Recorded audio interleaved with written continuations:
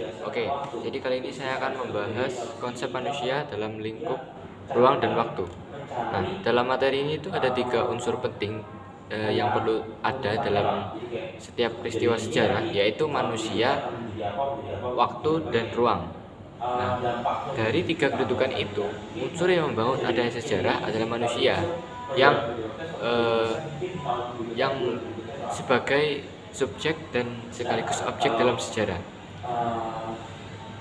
Saya akan menjelaskan satu persatu unsur dalam peristiwa sejarah ini. Manusia, seperti yang saya katakan tadi, merupakan unsur sebagai objek dan subjek dalam sejarah. Tanpa manusia, sebuah peristiwa sejarah itu tidak bisa berlangsung atau tidak bisa ditentukan objektivitasnya. Nah, lalu ruang. Peristiwa itu hanya akan terjadi di suatu tempat tertentu. Misalnya ada peristiwa Rengas Dengklok yang terjadi di Karawang.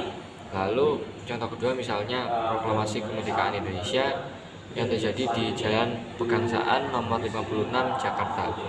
Nah, selanjutnya waktu. Waktu itu unsur dalam suatu peristiwa sejarah yang sangat penting juga, karena dalam sejarah itu tidak bisa diulang kembali, atau misal seperti Perang Dunia Pertama sudah ada, tapi Perang Dunia Kedua terjadi lagi. Tetapi di sini dijelaskan bahwa Perang Dunia Kedua itu hanya mirip seperti Perang Dunia Pertama, bukan sama. Jadi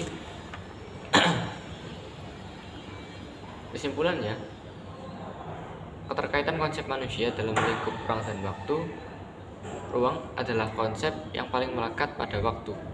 Ruang juga merupakan tempat terjadinya peristiwa tersebut terjadi. Sementara pada waktu dalam sejarah, yang kejadiannya pasti di masa lampau, merupakan masa yang sudah terlewati. Sifatnya selalu terus-menerus terbuka dan berkesinambungan. Jadi ruang dan waktu terus bergerak bersama manusia dalam membentuk proses peristiwa yang akan menjadi sejarah baru. Jadi itu sekian materi dari saya tentang konsep manusia, ruang dan waktu dalam sejarah. Terima kasih.